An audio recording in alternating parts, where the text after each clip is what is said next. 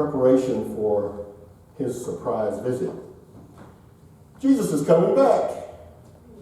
Amen. There will be another coming as he came in Bethlehem that first time. We celebrate this time of year as Advent, which means we are in expectation of Christmas Day, the first coming of Jesus, but there will be another coming of Jesus, and maybe two comings of Jesus. The next one will be to come to take his church. And that's what Jesus is talking about here. And it's a surprise visit. Jesus says the angels don't know.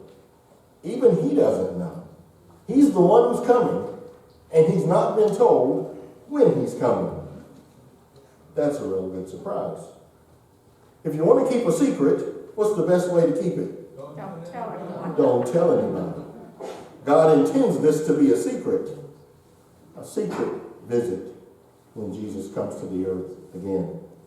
So like the story is told of the man who struggled to put his son through college, and he worked hard and he saved up the money, and he sent his son off to school, and he decided when he was on one business trip he would pay a surprise visit to see his son. And so he made a side trip. He went over to the campus or to the school. He found the address that he thought was where his son lived. And it was late. It was after midnight, and he knocked on the door, and he knocked, and he knocked. And finally a voice came from the second floor that said, "What do you want?" And he said, "Does Jimmy Duncan live here?" And the voice said, "Yeah. Just dump him on the front porch like you did the last time, and we'll take care of him in the morning." A surprise visit. And Jimmy was not ready for that visit. And Jesus wants us to be ready for his surprise visit, and not to be like that, not to be taken off guard. So he tells us it's going to be a surprise visit, and then he tells us what we need to do to be ready,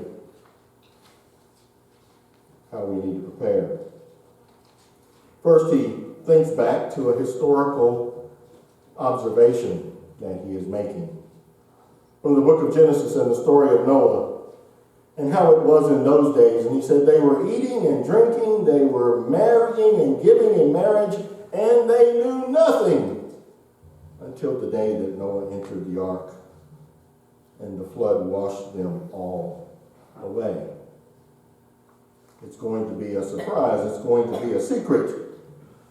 This time there will be no star. There will be no warning.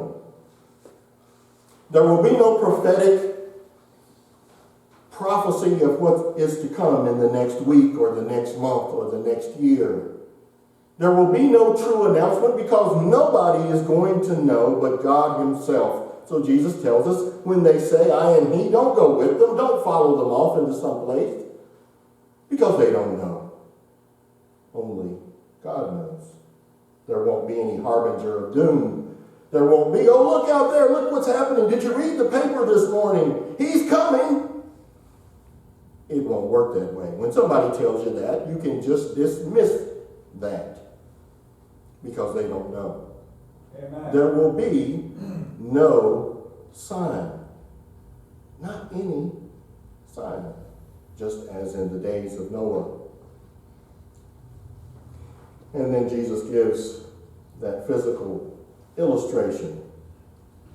And he says, if it was to come in your day, this is the way it would be. Two people would be out in the field. One would be taken and the other left. Two women would be grinding at the meal together. Grinding the meal. Every household, they said, had some sort of a stone meal where they ground the meal for the food for the day. And it could take hours to get enough for the meal. And it made a noise. And that meal ground in every household. But Jesus is saying, in some places that meal will all of a sudden it'll stop. But it'll keep grinding over here. You'll still hear the noise from this house, but you won't hear it from this house anymore because that person is gone. Those two people who go out into the field, one of them will come back. Only one of the two. And that's how you'll know. It will be a surprise. It's going to happen all of a sudden. You ever been riding with somebody or you're getting directions from somebody and they tell you about a little town, maybe where they came from, like Ivanhoe, Virginia? And they say, now when you go down, even smaller than Ivanhoe, when you go down that road, don't blink, because you might miss it. Amen. That's what the Apostle Paul says to us about Jesus coming again. He says he's going to come in the twinkling of an eye. Don't blink. You might miss it. That sudden, that quick, it's going to happen, Jesus says. And then he gives the allegorical explanation. He says it's like a person, a householder, a man or a woman who owns a house. And if they knew what hour the thief was coming, they would have been awake at that hour. So they could have stopped the thief. And he's saying to you and to me and to all people who would listen, all people who intend to lead a life that leads them to heaven, be like that person who knows what hour the thief is coming. He's saying to you and to me, you have something very valuable that someone is trying to take from you. And the only way you get to keep it is to stay awake.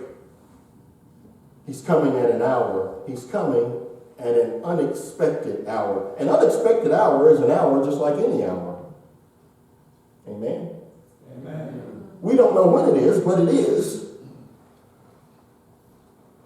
It may be today, it may be tomorrow, it may be the next day, it may be this instant or the next, but it will be. It is going to be. So stay awake, Jesus says. Stay awake. Watch. Be ready. Be always ready. It's not a once in a while kind of faith that God gives to us. It's a day in and day out kind of faith. Every day we watch and every day we look. Too many people who claim Jesus, who come to the front of a church at some point in their life and they give their lives to Christ. They ask Jesus to enter into their heart. And then what do? They do like I do in the mornings. I've got this Bose radio, and the only thing I use it for is an alarm clock. It's a nice clock. It's a nice radio. Grandkids come over, and they like to get the remote and turn it on, and I don't even know what station it's on. But as long as that alarm goes off in the morning, I'm good. But I've gotten in the habit as to where every morning, I hit that snooze control. That snooze button. I've become a master at the snooze button. I can bank the snooze button off the headboard. 10 minutes. I know I've got 10 more minutes. I can behind the back, the snooze button, I can do it while laying on this side. I can stick one hand out from under the cover and hit the snooze button. Behind the back, no look. Don't even have to look at that snooze button. Too many people, they become a believer in Jesus Christ, and over and over and over and over and over again, they hit the snooze button. Not this Sunday. Nothing's going to happen. They don't need me today. I think I need a break from the church. I need a break from trying to be who God is calling me to be. I think I'll sit this one out. Snooze button. Automatic pilot. Some of us, we show up, but we're on automatic pilot. I know as long as I go to church on Sunday, Wednesday night, Bible study, do this on Friday, I've got it covered. Just automatic pilot. But Jesus says, stay awake. Watch. It's something more than just being on automatic pilot. It's something more than the snooze button. It's something more than being in church. It's not about where you are. Jesus said 2 people will be grinding at the mill. One will be taken and the other left. They're doing the same exact thing. 2 people in our day, 2 people are going to be at home. One's going to be taken and the other left. 2 people are going to be on the job. One's going to be taken and the other left. 2 people are going to be at school. One's going to be taken and the other left. Wouldn't it be sad if two people were in the church and one taken and the other left? It's not about where you are. It's something more than that. Stay awake, Jesus says. Watch. And I think it's about having something real. That Jesus is something real. Not just something that we refer to on occasion. Not just something that we give lip service to. But somebody that's real. When we wake up in the morning, he's real. And we live our lives with that understanding. It's living life aimed toward heaven. You live your life aimed toward heaven. Apostle Paul writes and says, we make it our aim to please him. We're not making it our aim just to get to the night and go to bed and make it till tomorrow or next week or till we can retire or till we can move away or until this or until that. We are living in the presence of heaven today. Heaven is not some future place that sits out there somewhere in our future. Heaven is a present reality. Amen. What do we pray? Our Father who art in heaven. Right today he is in heaven. It exists today. It is a present reality. And we live life with that present reality in mind. Facing heaven as we go through the day.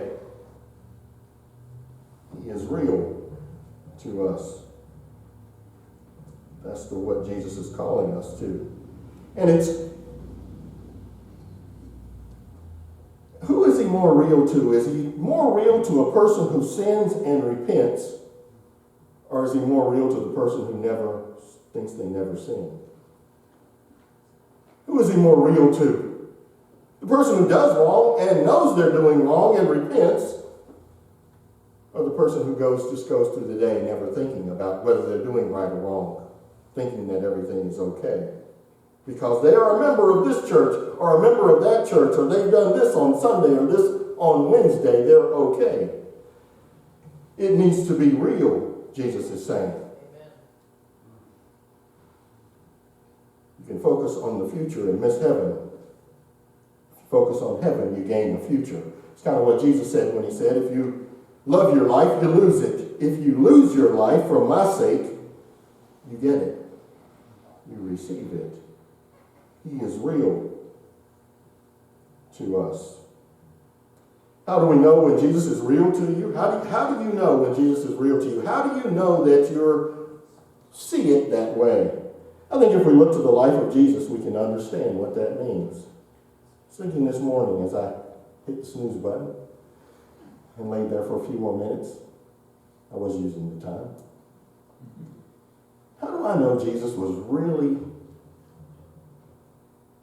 serious about salvation? How do I know God is really serious about loving us? If Jesus had lived his whole life and never gone to the cross, it wouldn't mean much. But it was real to him. It was so real to him that he would lay down his life for you and me. Now that's getting serious. When is it real to you? It's when you're ready to give up something. Jesus said to the man, give away all you have and come and follow me. Let me see that you're serious. Is it real to you? Is it real to you when everybody gives out of their abundance? No, it's real to the woman who comes up and gives her very last penny. It's real when you risk something. When you give up, when you sacrifice something, when you step out on a limb with Jesus and you say, it's all you. It's about you. I'm going to step out on faith. What does he say? The righteous shall live by faith. If you shrink back, the writer of Hebrews says,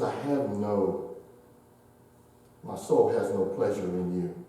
When you shrink back, Forsake not the assembling of yourselves together. Don't neglect such a salvation. How shall we escape if we neglect such a salvation as this? It needs to be real to us, a day in and a day out kind of thing, an everyday sort of thing, a living toward heaven, not living toward some point in the future, a giving up of something, a sacrifice of who we are to where he is that real to us. Then we know. What we want to sing in our song for today after the sermon is going to change up. We're not singing 196. Did everybody get their bulletins changed? So I know sometimes Laverne gets out here and she's changing people's bulletins, and I think they don't know the change, but they already know. Instead of singing 196, we're going to sing number 399. Take my life and let it be. It's about giving our lives, giving our whole life. Jesus, God, what do you want me to be? Where do you want me to go? What do you want me to do? Instead of us telling him what we're going to do. Take my life and let it be.